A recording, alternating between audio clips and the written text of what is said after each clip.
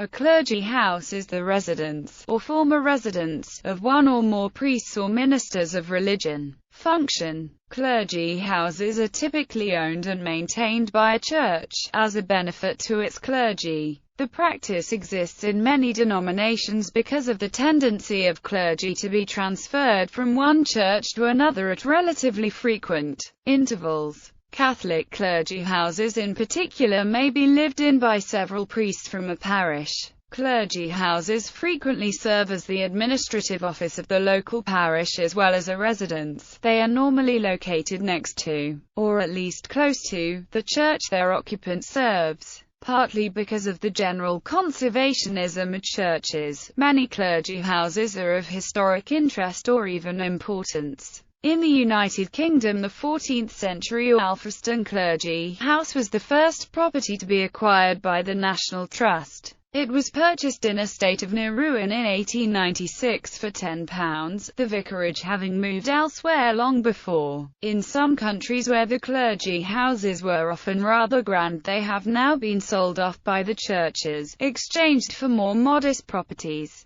In England, the old vicarage, or old rectory, is very common in villages, as a comfortable home for the upper middle classes. And in Scotland, the old manse. Others are now offices or used for various functions. Nomenclature. There are a number of more specific terms whose use depends on the rank of the occupant, the denomination and the locality. Above the parish level, traditionally a bishop's house was called a bishop's palace, a dean lives in a deanery, and a canon in a canonry or canon's house. Other titles may have different names for their houses. A rectory is the residence, or former residence, of an ecclesiastical rector, although also in some cases an academic rector or other person with that title. In North American Anglicanism, a far greater proportion of parish clergy were untitled rectors than in Britain, so the rectory is more common there. The names used for homes of the ordinary parish clergy vary considerably, and generalization is difficult.